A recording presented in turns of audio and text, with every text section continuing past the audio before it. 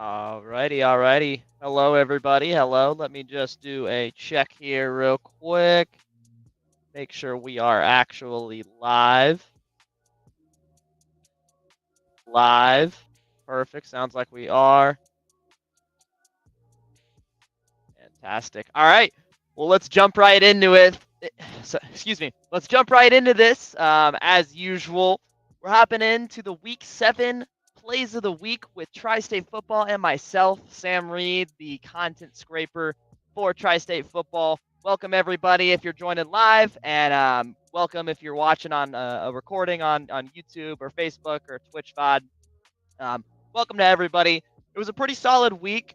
We had a couple close games, a lot of blowouts, a lot of shutouts. If you were previously watching the show, previously on our YouTube channel being live streamed, they mentioned that there have been a lot of blowouts tonight and a lot of shutouts, but we had a couple games, and I'll save those a little bit for the end. But let's go on ahead, jump into these clips that we have saved for you guys and that I've thrown together. Let me transfer the screen. Okay, perfect. Looks like we've got that there. We're starting off with the Highlands versus Dixie Heights. And speaking of blowouts, that's exactly what this game was. Starting it off, Rio Littmer over to Jackson Arnold for a touchdown. But once again, Rio Littmer across the middle to Jackson Arnold for another touchdown between the two of them. That's Jackson Arnold's second. He'll end the night with 2 touchdowns. Isaac Neiman will punch it in here, 1 yard, 2 yard, nice little short rush. They'll go up 21-0. And then we've got our first play of the week honorable mention here. Rio Littmer, 75 yards to the crib on what was a read option or a design keeper, whatever it was. He takes it, he's spinning the windmill, 75 yards to the house, like I said. And then we've got Rio Littmer to Adam Surrey across the middle for a 45-yard touchdown. He's jogging into the end zone. He does this in his sleep. We've got another honorable mention from this game. This is a pick six. It was actually called out of bounds here. I believe this is Peyton Klosterman. Right there, I think, is when they called it out of bounds. I think they said around the 19-yard line. I don't know. I'll go back and show you guys why I threw it in here, just because they kind of switched the angle before it got to the 19 right here. So I couldn't really tell if he stepped out of bounds. So I said I'll give it an honorable mention. It's still a nice return, and I'll give it honorable mention. But they would score off of it here, punch it in there, leads to a touchdown. They'll win that game 49-0 against Dixie Heights. But moving on to the Scott versus Boone County game. Josh Johnson going to get in the end zone right there, as you just saw. And then we're going to have Cayman Coleman with a little 23-yard touchdown, bouncing it out there to the left. They'll go up 13-0. And then we have a Jaden Jackson from Boone County, 55-yard run. It almost looked like he was untouched there. But trying to get Boone County back in this. That'll put them at 6-13. Both of them actually missed their first extra point, which was a little funny. But Cayman Coleman going to get his second touchdown of the game right there. Put Scott up 20-6. And then on the very next drive, Boone County going to throw a pretty miserable interception there. I wouldn't even say that it was returned. It was more so just caught in the end zone. You can call it a pick six if you want there. But Scott will win that game 27, I believe, to 6 there. So a pretty solid game from Scott there. I know we haven't covered them much this season, or at least I personally have not. But they looked good tonight against Boone County. And then moving on to the Moeller versus Elder game in Nippert Stadium. Tyler Jocelyn going to get his first touchdown of the game. He'll actually score again there. I want to pause. I missed. He scores on literally the exact same play on the goal line to make it 14-0. So Tyler Jocelyn with 2 touchdowns in the exact same fashion, a little pitch out to the right. But moving on here, we've got the connection, Matt Ponatoski to, I believe this is Javon Love there. They're going to connect for a 50-yard touchdown between the two of them. Put Muller up 21-0. And then we're going to have Raylo Coach up the middle. Make it 28-0. He gets flagged there on the celly. I thought that was a bit exorbitant of a flag, but hey, it is what it is. And then we're going to have Joey Thaman out of the Wildcat, trying to keep Elder back in it here. makes it 28-7. They're going to go right back to Joey Thaman. This time he's going to take it up the middle for a 6. Going to make it 28-14. But Moeller not going to let Elder sneak up on him here. I've got another honorable mention, and I made this honorable mention. It's a great catch, don't get me wrong, and it was called a catch. But the camera angle, I just honestly could not see. I went back and played it in slow-mo. I can't tell if that was actually a catch or not. There's no replay available, so yeah, I gave it honorable mention there. Congrats to Javon Love on that catch. That was a great catch. I love a nice little toe tap catch. But had to give it honorable mention. Here's another honorable mention, and there's something in the water with interceptions being called back tonight for some reason. This was called back for roughing the passer, but still a great read. Who was this here? This was Lincoln Murphy. Great jump on this. He just reads Herbstreit's eyes. Or sorry, this is can't remember the quarterback for Elder's name. My apologies there. But he reads that quarterback's eyes, jumps it, takes it to the crib.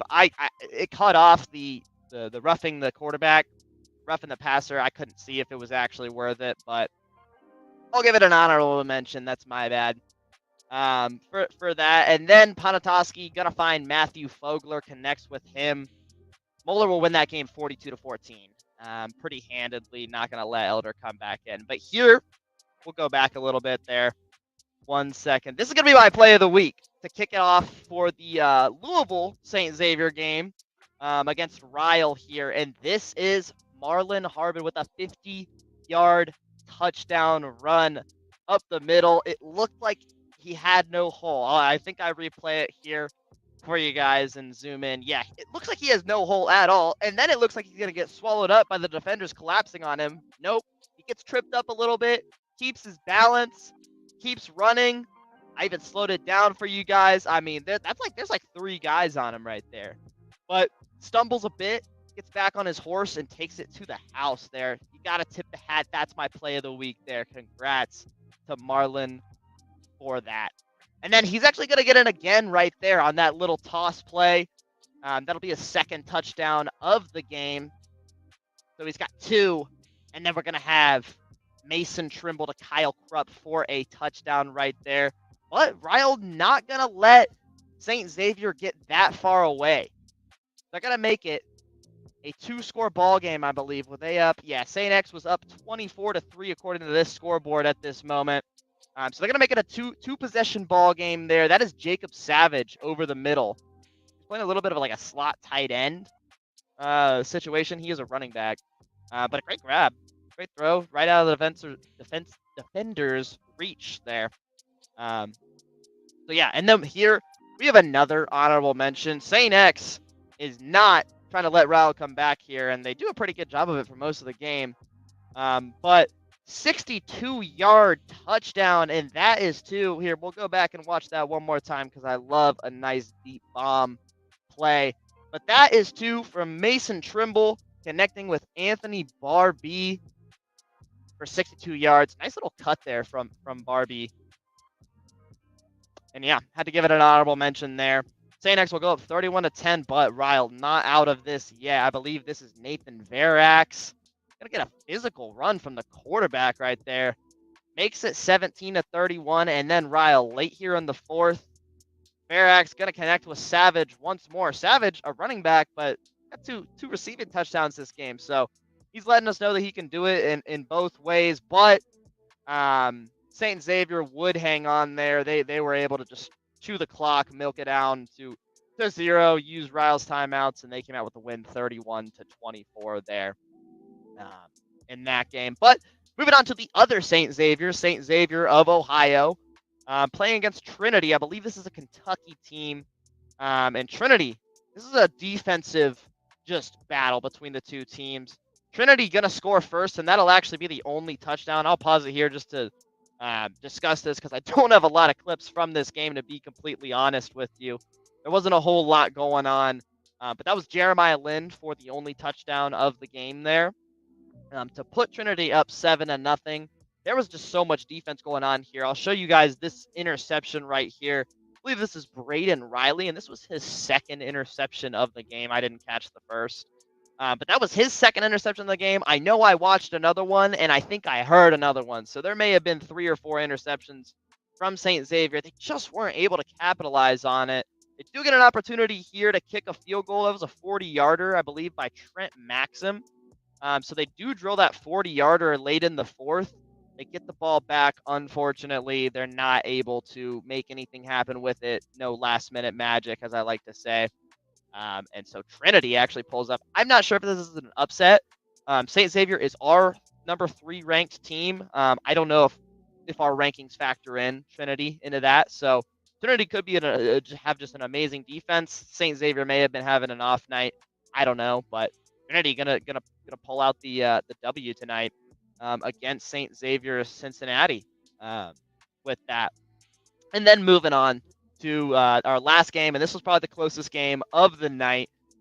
This first half here, the Mason broadcast was having some issues, so it was really choppy. But that's a Maximilian Johnson 41-yard touchdown there. I know it was kind of hard to tell there, and then this is a Jeremiah Landers. I think that was a 32-yard touchdown right there. I think they ruled it short, but then overturned it when they talked about it. So Middletown goes up 14-3 in that first half. And so going into the half, Mason's down 3-14. And then they finally put some drives together here in the third quarter. And then 4th and 2, just a crazy call. I love it. I love the call there. Gonna go all the way down. This was marked down at the 1-yard line here. I'll replay this a little bit one more time for you guys. This was marked down at, like I said, at the 1-yard line. I think he fell into the end zone. And this was, who was this? This was Ashton Schaaf. So great run from Schaaf there. I think he fell in the end zone. They marked him on the 1. Either way, Temi Adesanya punches it in there for Mason. So that's going to put them much closer at 10-14. Nobody would score, though, until literally the last seconds of the game. And I have to give this honorable mention just because of how clutch it is there. Ethan Jordan going to run a nice little slant route. We'll run that back one more time here. Ethan Jordan with a slant route. I believe this is from the outside receiver. Clearly a misconception with the with the DBs on who had who there. But that's going to put Mason up 17-14 with 7 seconds left. I didn't mention that, but there were 7 seconds left on the clock after this catch. So Mason goes up 17-14 after being down 14-13 with 14 unanswered points for the Comets. Middletown has 7 seconds to make something happen here. Doesn't look like they're going to. I think he was down even before he fumbled there. So Mason with the comeback victory tonight. Congrats to the Comets. And like I said, I had to give that play there from Ethan Jordan. Even it was only a slant route for like 5 yards, but with the stakes and everything considered on the line, it's still a hard catch to make, with all that going on in your mind. But those were the plays of the week this week, so I hope you enjoyed those. We will go through here. I've got a couple other games that I was kind of paying attention to. First being Hamilton versus Fairfield. Hamilton would pull out that win 43-21. It was actually relatively close for a while, and then Hamilton had a couple touchdowns at the end there that really just pulled them ahead. So the score's a little bit misleading, but still a great game from Hamilton, of course. And then we have Harrison versus Mount Healthy. Neither of these games I was able to get a live stream for, unfortunately. That would work, and then I could get clips for this, but that's okay. Harrison would come out with the W in this game, 49-26, and Harrison's been looking pretty good. So Mount Healthy started off really slow. I think if they would have came out the gates with what they were able to put up with the 26 points and pretty much, the second quarter on, I think they would have had a better shot. But Harrison able to get it done, and they're looking good. And then last off, we had our Blitz 5 game of the week. Anderson, number 4 ranked in our poll against Turpin. Anderson would come out that win pretty easily, 56-7.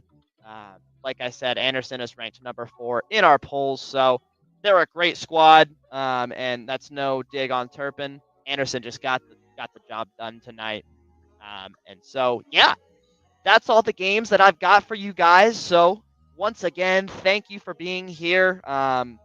If you want to leave a comment, leave a like, make sure to subscribe to whatever channel you're watching this on. We really appreciate it at Tri-State Football, of course. And yeah, again, thank you for watching. I will see you guys next week for week 8 plays of the week. And yeah, take care until then. Peace out.